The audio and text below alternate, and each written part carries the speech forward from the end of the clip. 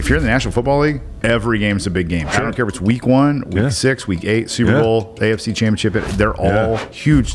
My motivation for wanting to start a business and own a business was so I could tell everybody I started a business. 100% ego driven. No wonder it failed. Discipline creates freedom. Where I never wanted to be constrained by discipline, what I've realized is that's what creates my freedom now. Everybody wants to eat a salad for lunch and lose 8 pounds that day. It's not how it works. People are intimidated by the long-term process. You will never be ready. You will never be ready. So therefore, just start. Welcome back to another episode of the Create Your Art podcast, where we believe that you are an artist and that you need to do the hard work of bringing that out into the world. And we're on mission to help you find your voice and create your art. And today I get to sit down with an awesome dude, Mr. Bryan Neale. Bryan, dude, thank you. Thank you for being here. Flattered to be here, and I'm so proud of you, as weird as that might sound. Yeah. We've worked together for a long time, dude. You got to start things, and you did it. Yes. And once you do it, it's a thing. It's a thing. So happy for you. Man, I love that. And it's been an honor to work with you guys and the Blind Zebra team over the last handful of years, bringing all the visuals to life and all the fun stuff. And it's been cool. Awesome. And it's my claim to fame. If I say, hey, I get to work with Bryan Neale, everybody's like, oh, yeah, I know that guy, because you know everybody. So I'm trying to be. Yeah, that's trying to. Well, there's 1,000 places that we could go because you do all kinds of things. You've been podcasting for most of your life. You've been a keynote speaker. You have a fantastic sales coaching business, Blind Zebra, that is the best name of a company ever, which we'll explain in a minute. But you're also an NFL referee, which as an NFL fan is super cool because I get to see you on TV every once in a while and go, hey, it's Bryan. Yeah, unless I screw your team over. Then it's not so cool, right? If you're reffing against the Colts, then no. There's only been one time that you've made me we ref for, Darren. Oh, sorry. For, not against. Sorry. It's okay. Freudian slip. It's a thing, right? Windows are words into the soul. That's okay. That's right. That's right. You know how I feel. But man, you 1,000 different things that we could talk about. But obviously, the NFL ref thing is really cool, and you are one of a handful of people that can say, I stood on the center of a NFL Super Bowl Sunday reffing. Yes. What year was that again? That year, was it 2020? Or what was the number? Super Bowl 56. Super Bowl 56. Super Bowl 56 in Los Angeles, Bengals and Rams. Awesome. Yeah. Okay, so you're one of a handful of people that can say that. Yes. Talk to me about that kind of pressure. There's no do-overs. There's no oopsies. There's none of that. You got millions of people watching. Yeah. Talk about that pressure. What was that like? Yeah, it's the funny part about games like that, and it doesn't matter if I got to ref the national championship game and when I ref in the Big Ten and some other big games and those. One thing I always tell people, and I know people like every game's a big game. If you're in the National Football League, every game's a big game. I don't care if it's week 1, week 6, week 8, Super Bowl, AFC Championship. They're all huge. These players, fans, coaches, everything. So, and you're also aware it's the biggest. They're all big, and it's the biggest. Oh yeah. And man, the one thing I'll say, pressure wise, it's funny. The pressure in situations like that is more about the buildup than the event itself. Okay. What relaxes you the most in those huge moments is when we kick the ball off. Now you're just in your groove. So this thinking about building up, family tickets, all this stuff, dinners and all this stuff, that's kind of stressful because everyone's asking. And it's months probably, especially with the Super Bowl side of things. Weeks. It's weeks. Weeks at that point? It's probably 2 weeks. But it's a lot, yes. And your jersey in to get a patch and all this stuff.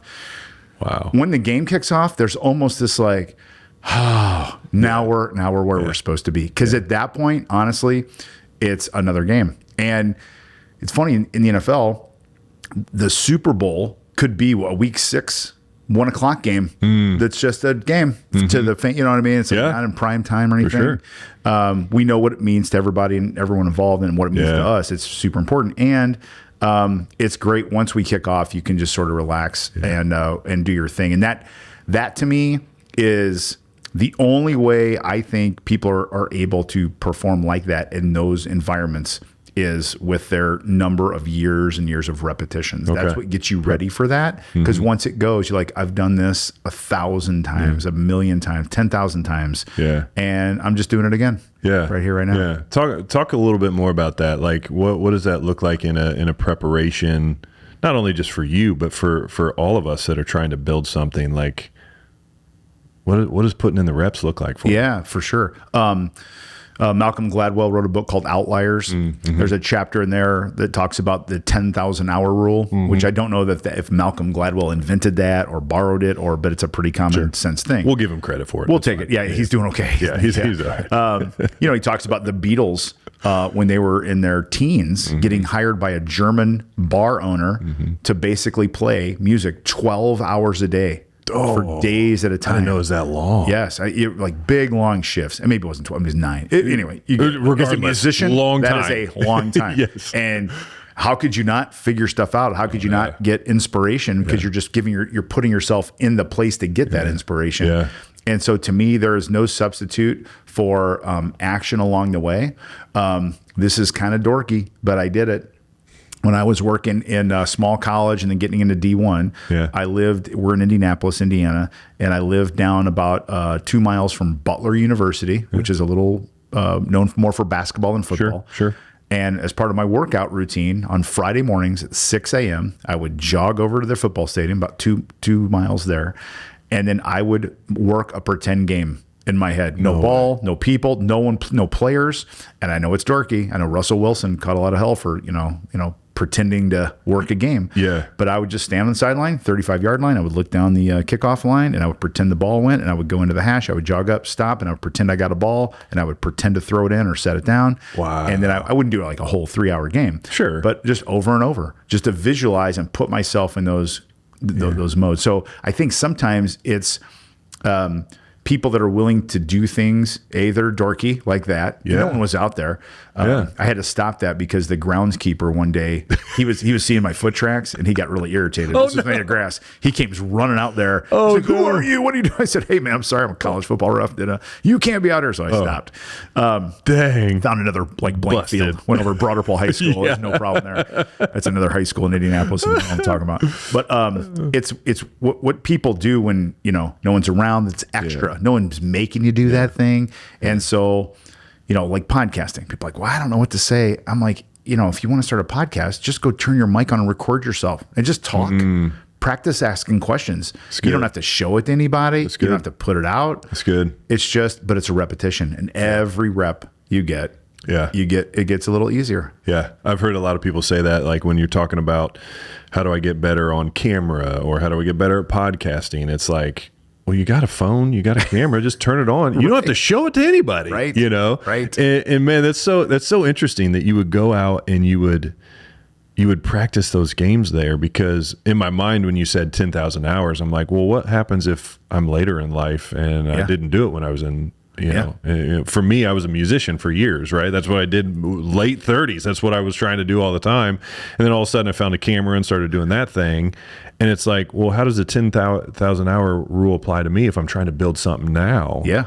But I like how you're saying, just put yourself into practice. Just do it all the time. You can, as a videographer, you can video all day long. All the things. All sorts of things. Yeah. You can go down to, the grocery store. You can go out to a woods. You can go to, you can film dogs at a dog park. Yeah. But that can work on shots and frame things. Like, I like that. I don't like that. I mean, that's just the discovery process. But I think so good. We too often we think about those things, but we don't do them. I'm very, very big on just go do things and you'll get better at them. Yeah, just do them. Yeah. Just do them, which we'll talk more a little bit about on some of your first domino stuff that I love that you talk about. But I want to go back a little bit. You have a company that you founded called Blind Zebra, which now that everybody knows that you're an NFL ref and that you named your company Blind Zebra, they should go, you win naming awards for your companies, because that's just like, that is so spot on. So spot on. But Blind Zebra sales coaching, you've trained, not trained, but you've coached both thousands of sales leaders and sales people. Obviously that has been really, really cool from a success standpoint, right? But before Blind Zebra. Yeah. Let's go back a little bit. Let's kind of go back in the time machine into pre-Blind Zebra. There was some failed attempts at business, right? And I think sometimes I like to have those conversations because we see success of Blind Zebra, NFL ref, keynote speaker, all this cool stuff, and we forget the beginning. Yes. We forget the hard days, the days that the voice in the back of your head says, this isn't going to work, right? Yes. So take us back beforehand. What were you doing? What were you trying to do that just either failed miserably or just wasn't working? Yeah. There's a list. I ran through this with one of my sons on a walk one day, and I started going through this. I kind of did I'm not going to do the whole thing here, but I did a resume revisit from all the way back through. And I start telling my son William these things. And as I'm saying it, I'm like, I'm a friggin' loser. Like I haven't been good at anything, because you pile them up together. There's been way more of those than there have been the goods. Now the goods are the goods, and you see that, like you said, like, oh wow, you got this, you got that. I'm like, you didn't see the climb, man. There's a lot of stuff. So the biggest one I'll tell you is I got my first job out of college at Procter & Gamble. Great company, great culture. This is in the early 90s. And they had awesome training. And we sold groceries to grocery stores. Tide, Downy, Charmin, paper towels, Bounty, Jif peanut butter. And I love P&G. I love the people. I love the training. I hated that industry, not the industry itself. I've got a lot of friends there, and I love that, but it's just like, it just didn't do anything for me. And from the day I got there, I started thinking, I want to do my own thing. And I looked into everything there is. I looked into doing buying a BW3 at Buffalo Wild Wings. It's called BW3. Went through the whole franchise deal with them. No way. I didn't know that. Yeah. Started a little company called On Your Mark, Get Set, Get Hired. I was doing how to teach people how to get jobs out of college. In Indiana, we had a great placement office doing all these things, starts and stops. None of them worked.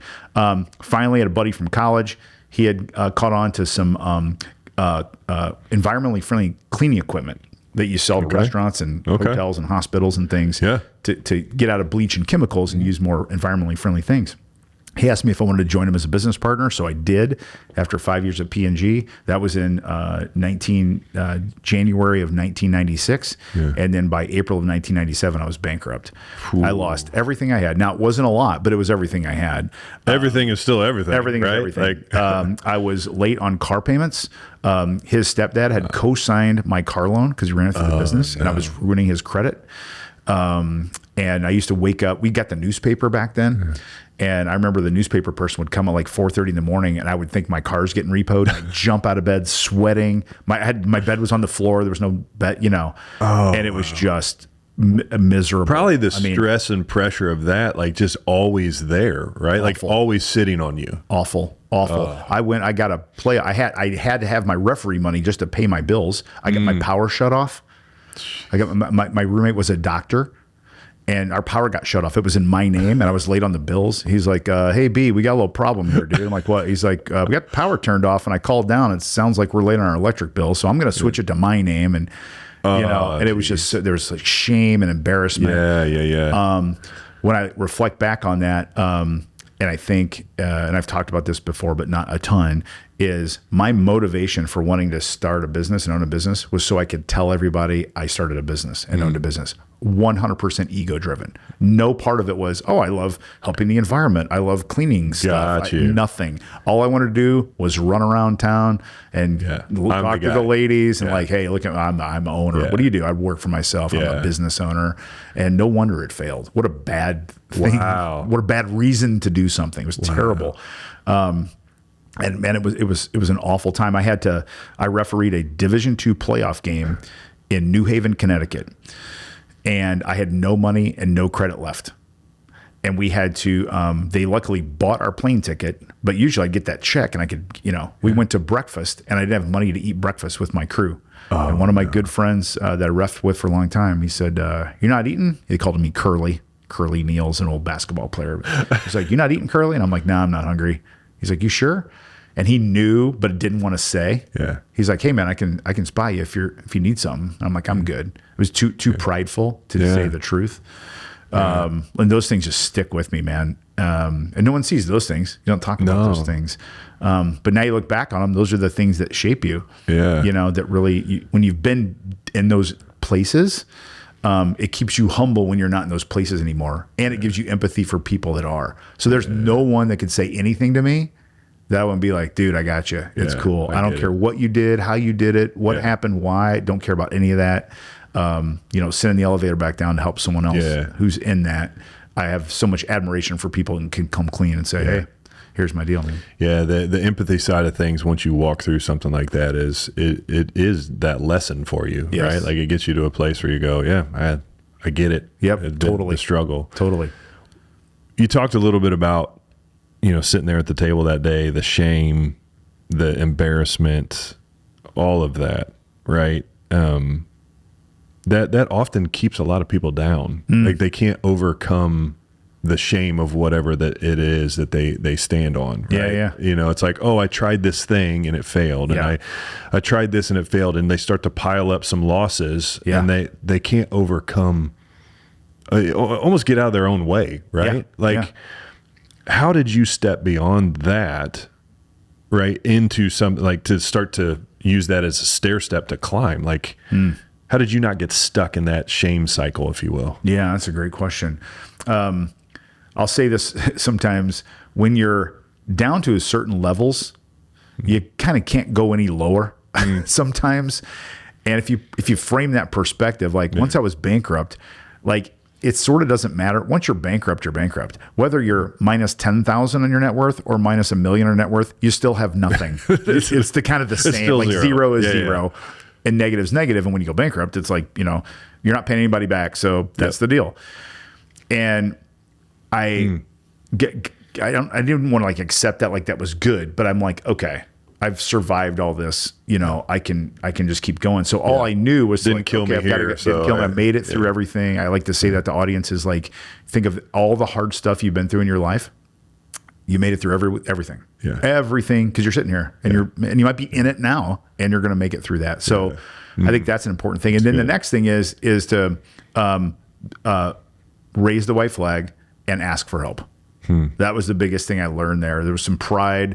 I think there's some stereotyping. There's pride in men sometimes. There's pride in an age generation where like, oh, we're Gen X. I can figure this stuff out. And asking for help. And that came in the form of just networking and asking people, for mentorship and guidance. And then feeding then your brain with things you need to correct. I found a really goofy author named Stuart Wilde. He's passed away. He's a goofy author. If you go look at a Stuart Wilde book. Goofy author. But he's goofy. Well, he's kind of he is a little bit like of a metaphysical, which I like a lot of that. Some of his got a little crazy for me. But anyway, he wrote a book called The Trick to Money is Having Some.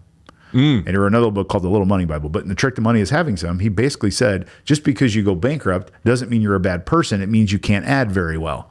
And I'm like, that's interesting. So I'm not a bad person. I just didn't add up my money and my expenses very well in this time period. But the voice in your head was telling you that you're a bad person. 100%. Failure, bad, awful. And once you can find a different way there, once he kind of intellectualized it for me, look, this is just, and I'm like, that's true. That's really what happened. I just overspent what I was taking in, and and that's what happened. Problem. That's it. It's a math problem. And I can do math, simple math like that at least. I'm like, I can fix this. And so it's really just like feeding your brain things to reframe all that stuff then gives you the ability. The other thing is, I think people try to jump out of a hole versus climb out of a hole. And that's a thing I think people miss. They try to make it binary. I'm going to get a trampoline and bounce up and bounce out of this 30-foot hole. And you keep bouncing up and you can't get out. But when you come back down, you're back at the bottom. Versus trying to, okay, I'm going to take a little step stool and I'm going to get up to this, level 0 plus 1. And then hover and sit there like, okay, I'm solid now. And then another little level up and another level up versus trying to get out of it. It's like I want out now compared to what is the next step that I can take to get to where I need to be. Everybody wants to eat a salad for lunch and lose 8 pounds that day. It's not how it works. It's another math issue, Oh man, I was having a salad for lunch today too, Bryan. Dang it. Got on the scale. Like, what happened? I ate a salad for lunch. Gosh, I haven't lost a pound. The 7 beers that I had afterwards, it really just put a damper on it. Right? It's a math problem. So it's a math problem. Calories out. That's really good on the reframing side of things. Because man, I tell you what, like in failed business or in failed things that you try, or bankruptcy, whatever, the voices start to tell you that you're a bad person. You can't do this. And I love the idea of reframing. So obviously you read some books. What are some other things that actually helped you reframe? Yes. I've said it earlier, I'm a huge fan of action and not necessarily the kind of Tony Robbins self-help guy, massive action. I like little bits of action to get traction and movement forward. We live in the Midwest. If you live in Florida, you won't get this, but if you live in the Midwest, if you've ever helped someone get out, get a stuck car in the snow, we're super helpful here in the Midwest. See someone, they're stuck. 4 or 3 people get out. And what you do, you rock back and forth, nice and slow. You just try to get the car moving. You don't slam the gas pedal down and everyone push as hard as you can. You get it moving, but you're moving. And so it's that little movement that helps. So an example would be bankrupt, didn't have a job. I could have just stayed in my basement and listened to tunes. Easy. And done nothing. I had to force myself out of bed, out to meetings, networking meetings, go to lunch by myself to run into people, read the book, go on the walk or jog or whatever. And it's that little action part that I think was the trick to again, climbing out slowly versus jumping out. Yeah.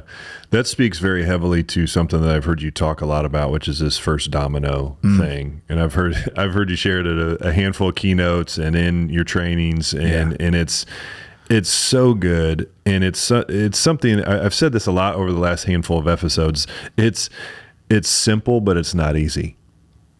It's simple, but it's not easy. So, first domino. Talk to me a little bit about that, because I think that's what you're saying. It's like get the car rolling a little bit, but explain that first domino principle that you like to live by. I just over observation and my own ups and downs, goods and bads, have learned that when people set out on anything in their life, whether it's weight loss or building a business or starting a podcast or reffing the Super Bowl, the failure isn't in the process. Mostly is the failure to start. So many people think of things they want to do, and that's all they do. They never take a movement forward or an action. And so while most people want to plan it out and see, well, how do I do this? How do I do that? Get this and and then they never do it. So they plan everything, but they never take an action. That's the first domino. The first domino is the first action, and it is typically not what people think. I'll use examples. People say, I want to run a marathon. I'm like, what's first domino? And people will say this all the time in an audience. Get a training plan. I'm like, no, that's not the first domino. Like, get my shoes and equipment. I'm like, that's not the first domino. And then finally someone will say, register. I'm like, that's the first domino. If you want to run a marathon, the first thing you do is you go to the Carmel Marathon and you go to the registration page and pay them $50 and register. Now you're registered. Then you get going. Because if you put a training plan together and look at it, you're going to go, I can't do this. It's too much work. I got kids. I don't have time to do this. And so that they never register because they get scared away by the process. And so I'm a huge fan. Podcasting. I don't know how to edit. I don't know how to do, I'm like, first domino podcasting. Everyone's like, get a topic, find a partner. But I'm like, nope. Someone finally buy the equipment. That's the first domino. $75 on Amazon. It'll be to your house in 10 minutes. 10 minutes. You'll have a podcast starter kit. That's first domino. Now it's sitting there staring at you like, hey, I'm a podcast kit. Open me up. And then you go. And that's how it gets going. Oh man, Bryan, how often, again, simple but not easy in the sense that it's overlooked. It's overlooked. There's something that's inside of somebody, right? There's this, what we would say is art that we're supposed to create, a business we're supposed to start. We're supposed to get out there. You're almost saying, don't be overwhelmed by all of the things. The first domino is probably to go register the LLC, right? Or like, literally, that's it. Literally. Just start the thing. Oh, man. Yes. And yes. Think about, my NFL journey, got some advice from, my coaches and things like that. First thing I had to do was I had to register with the High School Athletic Association to take a test to get my license. That was the first domino. If you would have said, here's what all you have to do to get to the NFL. You have to get a license. You have to work, JV, and then you have to work varsity, and then you have to work small college for this years. And then you have to work this many games, 31 weeks away, and this and that. And it's going to take you 27 years, and then it's going to take you 8 more to get in the NFL, and you're going to, lose your marriage along the way and all this stuff. I would have been, no thanks. No thanks. I'm out.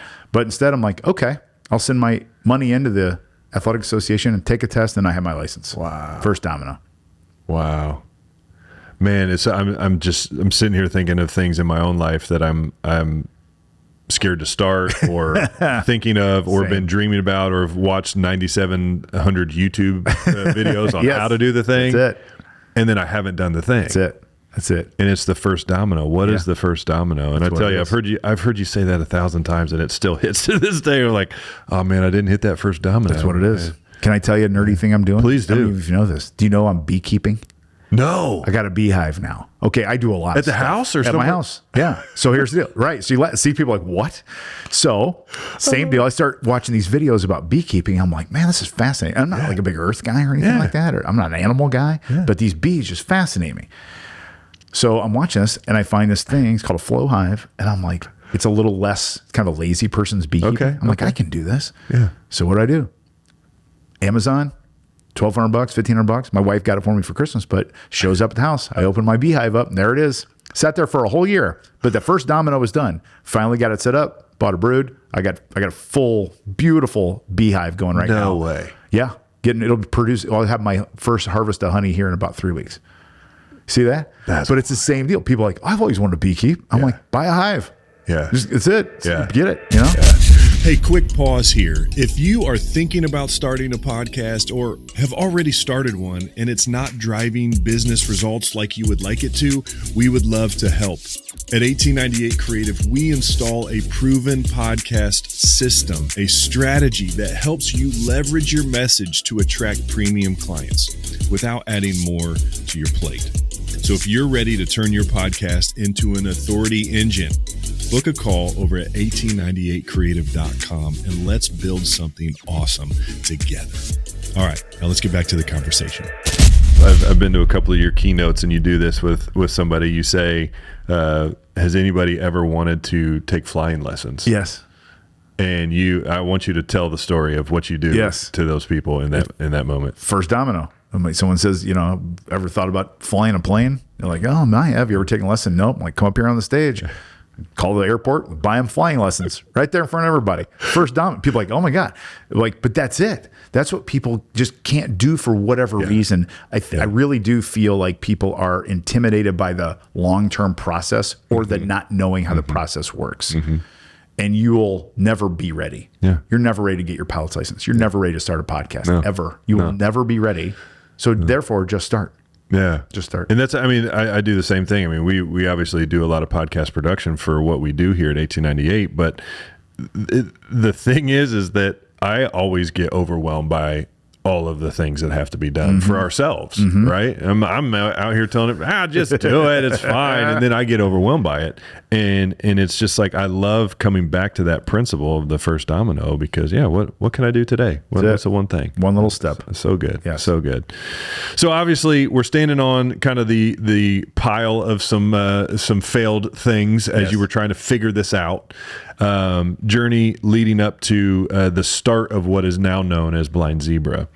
Talk a little bit about that experience. Did you feel ready when you started that? Did it feel like you were onto something, or did you just go, hey, first domino, let's go? No, this is great. So even though I stand on a stage and talk about first domino, and I've pushed a lot of them, and there's a whole lot I haven't touched. Yeah. People have been telling me to write a book for 30 years.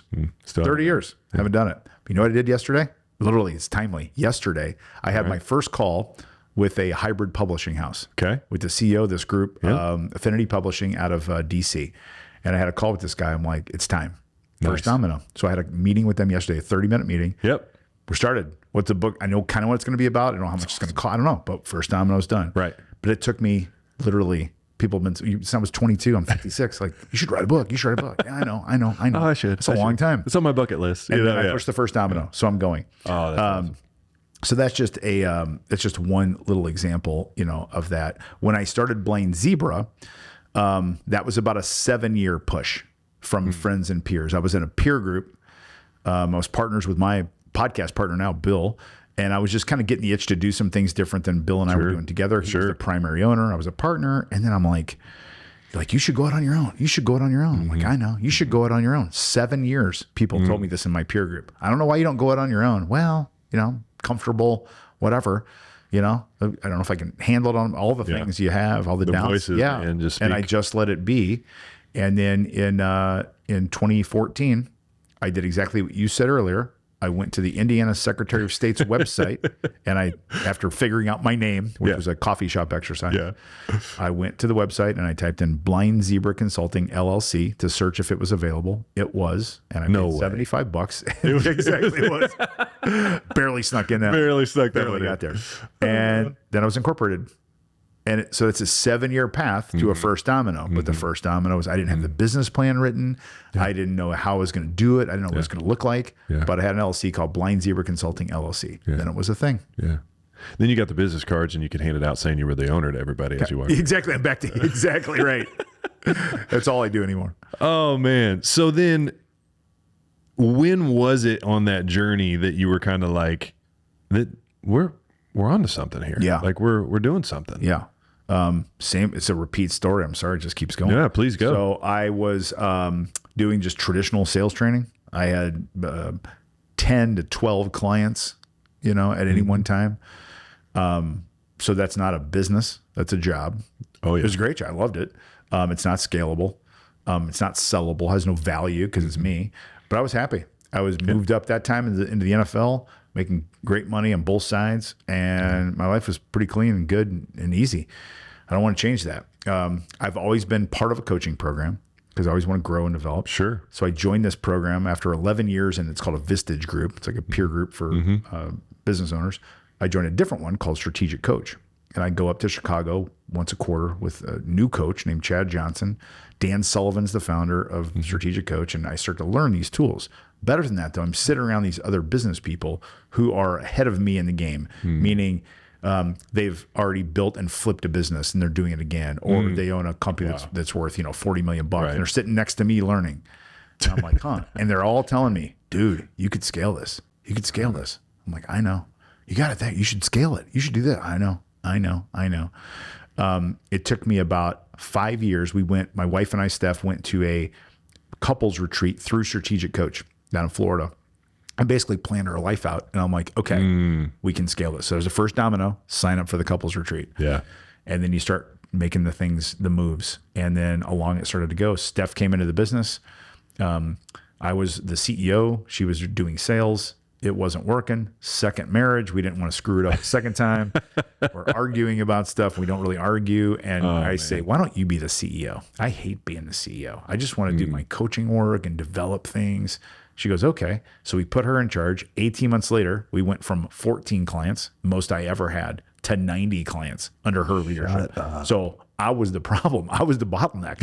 I was the one. I was the get out of the way, Brian. Get out of the way, dude. Which is true. When I had to do that, I had to take that first domino, which is I don't want to be in charge. Yeah. And even was that scary? It was relieving. It was relieving. It was, oh my gosh, I can't tell you how much weight came off of me when I didn't have to be in charge anymore. You're just like, please take this, please. And I'm my personality type. If you say I'm in charge, I will be in charge, and no one will doubt like that guy's in charge. Yeah. But as soon as you say, all right, Brian, I got this. I'm in charge now. I'll take a second seat and go.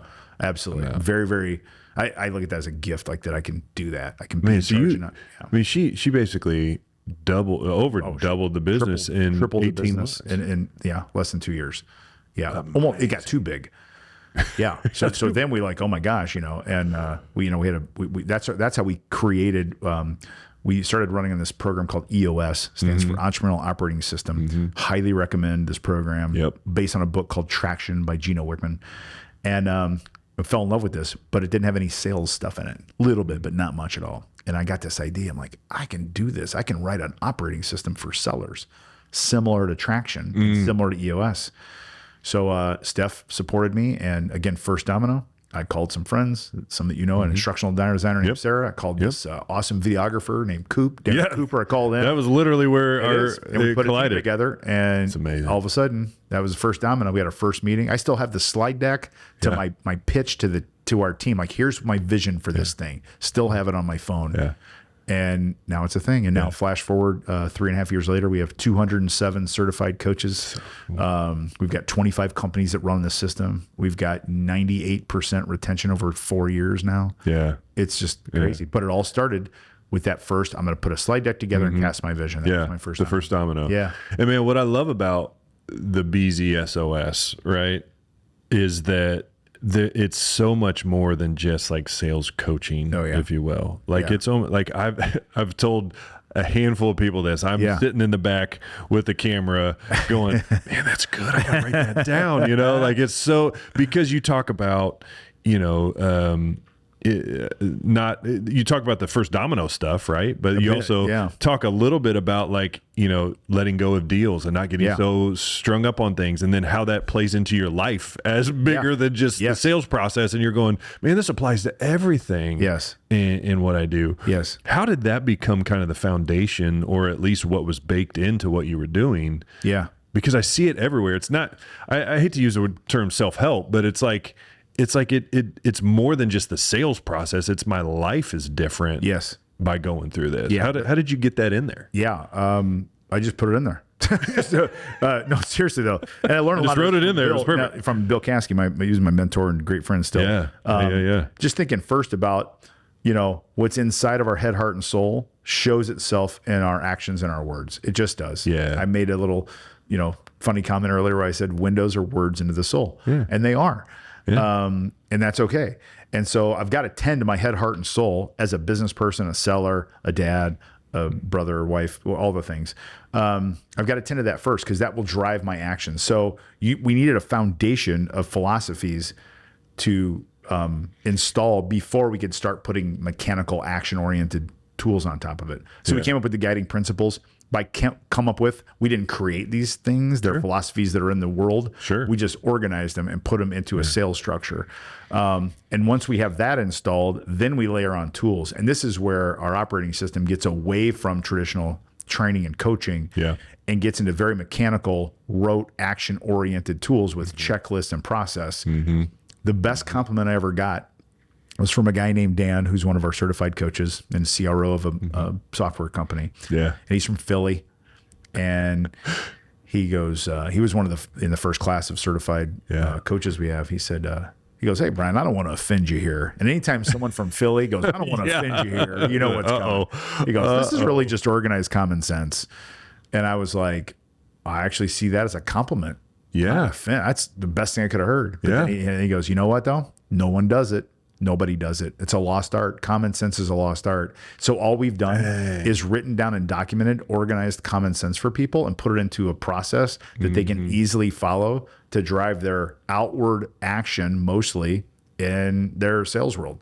And a sales leader, that's good, on their own, new sales leader will have their own version of this stuff, but they'll be sitting, you know, in a team with 8 other leaders, and each leader's got their own little playbook.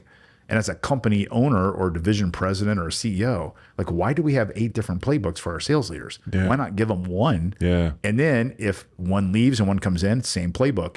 If I switch territories, I can switch managers, same playbook. And it creates this great consistency throughout a sales org that then creates predictability and visibility. Yeah. CRM data gets clean and neat and tidy. There's no old deals like, you know, well, this one's supposed to close in December of 24. I'm like, okay, well, it's a little late. That's not going to missed it. Or I love doing this, you know, and we don't do it in a snarky way, but when we're selling to someone, I'll go, you know, pull up your opportunities. Let's look at your, you know, top 10 deals, top 20 deals, and let's look at the anticipated close date. Guaranteed, without question, 99% of those are expected to close on the 30th or the 31st of the month they're in. And that makes no sense, because they're not all going to close on the 30th. You see what I mean? Even if the 31st is a Saturday, I'm like, that's not. So we deal in this like vagueness, and this operating system just makes that totally go away, where everything is just closing on specific days throughout a month. You're never chasing the end of the month. Wow. And it just creates this like systematic engine kind of oriented drive in a sales team. And then everyone can do the art part of selling. Yeah. They can do the magic part because they fix the process. Oh, that's so good. And something that I only know because I've worked with you here is that you're a visionary leader. You're the guy that's like, what if we did this? What if we did that? What you built with BZSOS is very systematic, very checklist oriented, very like you can follow the process. And like you said, somebody can come in, somebody can come out, and it's still, how did you as a visionary leader get that? Yes. Because that that's not the way your brain works, is the system and the checklist and the stuff. I only say that because I'm the same way. Yes. So I'm asking this question selfishly going, how the heck did you do that? Yes. Like, walk us through that process. I'd love to. I'm going to go a little old school on you. There's an author named Richard Bach. He's really famous in the 70s. He wrote a book called Jonathan Livingston Seagull, kind of a spiritual book. Another book called Illusions.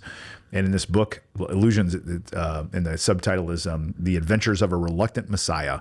And it's kind of a play on a religious theme without being outward about it. But there's a quote in there that says, "We teach best what we most need to learn." We teach best what we most need to learn. I built this thing for me because I need it. Because without it, I'm all over the board. When I have structure and process in my life, it's way better and way easier. So it's built for me. And I noticed there's a lot of salespeople that are like me that need a little system and structure. Yeah. And then what I've realized, this was the big like light bulb in my head moment. And I say this now as part of the program, discipline and structure. Discipline creates freedom. Where I never wanted to be constrained by discipline, what I've realized is that's what creates my freedom now. Yeah. Once I know everything is covered in my calendar, once I know all my deals are up to date with accepted dates, once I know I've got tools, if I get ghosted, I can relax and breathe. Yeah. But the visionary part of me never had that. So I'm all over the board, trying this, trying that, spitting at this, forgetting that one, remembering that one. Oh, shoot, too late, all this stuff. Yeah. And I still did okay. I thought, man, how much better could I be if I just tightened this stuff up? Yeah. So it's literally written for me.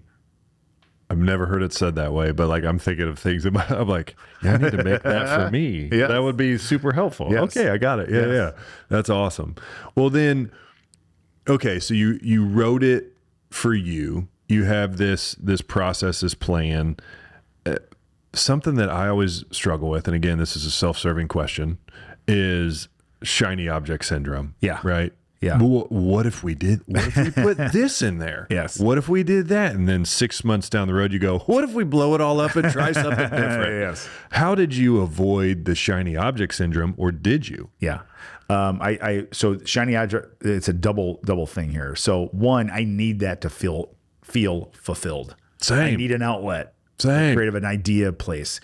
So one thing we've done is we've allowed in our systems in our business to have essentially, for lack of a better term, a repository for those ideas. I can bring them up, present them, scratch them up on a whiteboard, and they can go sit somewhere. They may never get touched, but we have this big long list of all these things, and they sit there. And some of them sit there forever. Some of them I lose my love for. And I'm like, take that off. That was a great idea when I thought of it. Bad pizza. Exactly. Whatever fine. the thing was. Yeah.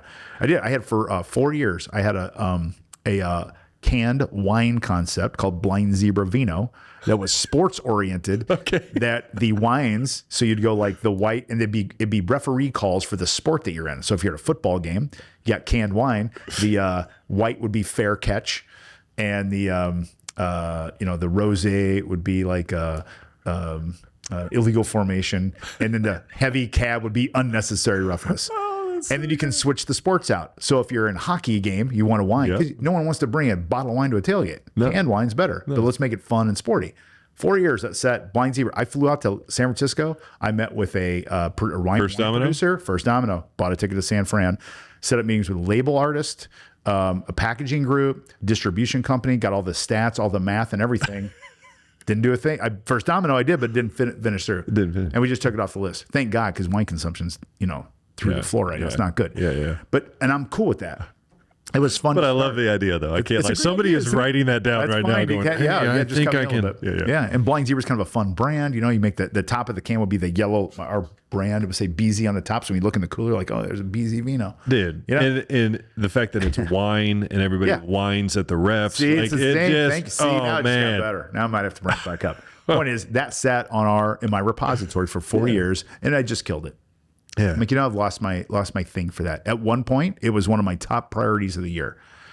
And I took First Domino steps, but it never completed, and that's okay. And that's what I look at that. The failure would have been not starting. That would have been the failure. Right. I didn't fail that I didn't finish. I would have failed if I didn't start. It didn't start. Yeah. That's a good reframe. So I have a repository. That's one way I handle that stuff. Yeah. And then we run on this system, this EOS system, and that allows my wife, our integrator, Stephanie, to then pick and choose the ideas. And that one of the rules in the EOS system, you have visionary and integrator. And visionary has the ideas, integrator has the execution side of things. In disagreements or not sure what to do's, integrator wins. Integrator wins. That's the rule now. So now I can surrender. I can say my piece, and integrator wins. So if Steph's like, I think blind zebra, vino, we shouldn't do that. I'm like, integrator wins. Yeah. That protects us that way. See, you've almost systematized your ability to be a visionary leader. 100%. 100%. It all comes down to, see, as a visionary guy for a long time, I always felt like nobody got it, And it was just like, you're a bunch of idiots. You don't know. You don't see the cool new thing, right? And then I have shout out to my good buddy Dustin, who's helped me kind of do exactly that, integrate for us. Yes. And there's times that I'm like, no, dude, you don't get it. And we'll get in arguments. And I'm seeing that now we just need to systematize that. I never got the system thing. I was I don't get it. That's it. But now I'm like, we need the systems. Yes. And we need to play within the systems, even in our visionary. That's it. Game changer. Yeah. I don't know if anybody else is loving the conversation, but man, this is changing. This is changing my life. You know what I mean? Man, that's so good. That's so good. I just love what Blind Zebra is doing, because it's so much deeper than just sales coaching or sales training. It's a way of life. And I never saw the connection between like EOS and the BZSOS and what you're doing. And it's just super cool the way that you're putting that together. And yes. Thank you. that's awesome. That's awesome. So a couple other questions here for you. One of your core principles or guiding principles is this idea of detachment, right? Detaching from the outcome of what happens, and how do you, I've heard you say detachment and then play the next play. Yes. Right? Because you're NFL ref, detachment, play the next play. What does that look like on a Tuesday when a deal is falling through or your visionary idea isn't working? Yes. How do you detach from these things and play the next play? Yes. It's, you said it earlier, it's simple and difficult. It is simple to detach and difficult because of our emotional state sometimes. So again, I'm going to go back to process and system. I stole this idea from a book called The Little Book of Coaching, written by Don Blanchard, who's an older. The fact that you know all the authors' names, it's just impressive. Sticks with me. So Don Blanchard and then Don Shula, who was the head coach of the Miami Dolphins, the only NFL team to go undefeated. They had, and this is a very common thing, you'll hear this in NFL. I think Don Shula started it, but it's still alive. It's called the 24-hour rule. So when I have a failure or something that's bothering me, or a win or a big success, I have a 24-hour period to either celebrate the big success and feel all proud of myself and beat my chest and I'm awesome and we're great. Or if we lose, or I lose a deal, I have 24 hours to sulk and be upset and blah, blah, blah. And then it's over. So move on. And it's literally time stamped. So if we're in this icky, gross vibe, because we lost this big deal, it is, 10:50 a.m. So we have until 10:50 a.m. tomorrow to feel this way. And let's feel it. Let's talk about it. Let's piss and moan. Let's do this, do that. And then 10:45, 10:46, 10:47, all right, we're done. Let's roll on. So having a mechanism like that is so great. And it's for both. It's for winning too. Because we see this also, salespeople, they get this big deal, and man, they are the guy or the gal for months. Don't you remember back in 72 when I closed that? Okay. Yeah, it's like the Dolphins saying that they were undefeated still, like literally 26. Literally. Yeah. And I will tell you, one thing I never hear in my years in the NFL, ever, when you are interacting with the team that either won the Super Bowl, went to the Super Bowl, they don't mention it once. It's over. They're so done with it, and it's on to the next, and they got to try to do it again. And I love that culture. You know, once it's over, it's over. Well, and as an NFL fan, I've heard that. Like you do these interviews, and you're like, there's no way that you don't think about that after. You don't. But you're saying no. You don't. It's the way. It's the, and I'm not, like, my role's like little, but it's still, I'm out there in front of a billion people on TV and stuff at a Super Bowl. And I said to someone, I kind of understand how famous, like, rock and roll people get addicted to drugs. Because you're on that stage, your gym, there's 40,000, 80,000 people cheering. You get in a van to go to your hotel. You're in your hotel by yourself. Yeah. It's like, what just happened? Where am I? You're from a 10 to a 0. And no one cares anymore. It's over. You know what I mean? You go see this awesome concert. It's awesome. You have the memories, but it's over. You're not still there. You know, I still don't have the performer in my living room or something. It's over. And it's just done. So it's an interesting thing to think about. I like that 24-hour rule. It's awesome. I just had an experience yesterday where I'll just call it a financial faux pas. Yes. Of something that I was like, I shouldn't have done that. Right. You know, like that was a bad idea. Yeah. And woke up, like went to bed stressed, woke up stressed. Yes. Trying to figure it out. It's like a tax situation, right? Yeah. So it's like, oh, now all the, implementing, you literally in your brain, you're going, I'm literally going to sleep under a bridge tomorrow. And that's how I feel. And the 24-hour thing, it's like, I'm still in that 24-hour piece where it's like, do it, but let's now get to work. Go to work, take an action. Figure it out. And everything's figure outable. Yeah. It just is. Yeah. And man, that's so true. I forget a conversation I was having recently where they said there's, when you quit something, there's a definite outcome in quitting, right?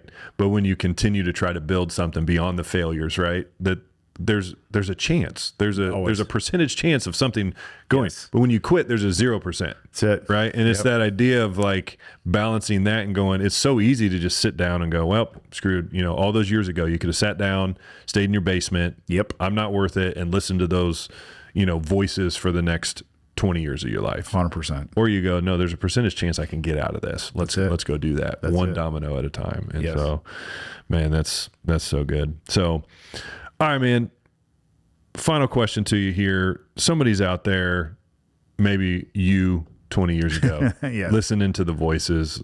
Yeah. They have this thing inside of them. They want to build this art that they want to create with business or with art itself or something. And they're just struggling. I think they can take a lot of wisdom from what you've already said, but what would you say to them today? How would you encourage them? How would you kind of prod them along and where they're at? I'm going to mention a book that I don't know the author. I can't remember. What? So Mao Zedong wrote The Art of War. Is that right? Is that how you say his name? Yep. There's another book called The War of Art. War of Art. You know The War of Art? Who wrote that one? You remember? I don't know. War of Art. I'm going to look War it of up, Art talks about resistance in artists and people that want to create. And my summary of that book is it is fear that it's not going to be perfect the way they want it to be. And so they struggle with it's never good enough. And you see artists all the time that are like, they're self-critical of their songs. You listen to a U2 song and they hear the flaws in the song. Yeah. And we hear like, oh, it's beautiful. It's beautiful. Still haven't found what I'm looking for, but then Stephen Pressfield. Sorry, I was looking it up. And this doesn't have to be an artist. No. Video, music, art. It can be business, anything at all.